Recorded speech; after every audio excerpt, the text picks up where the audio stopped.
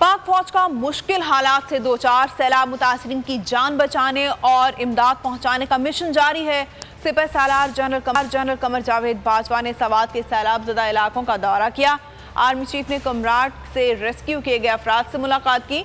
लोगों ने सैलाब के दौरान रेस्क्यू किए जाने पर पाक फौज का शुक्रिया अदा किया।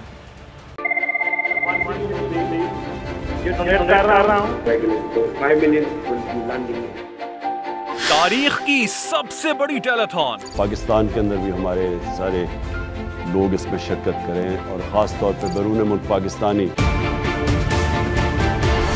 सबसे बड़ी लाइव कवरेज, हर खबर बोलने दी नाजरीन को सबसे पहले, तोड़ दिए तमाम रिकॉर्ड्स, तारीख रकम कर दी, बोल एक बार फिर नंबर 1।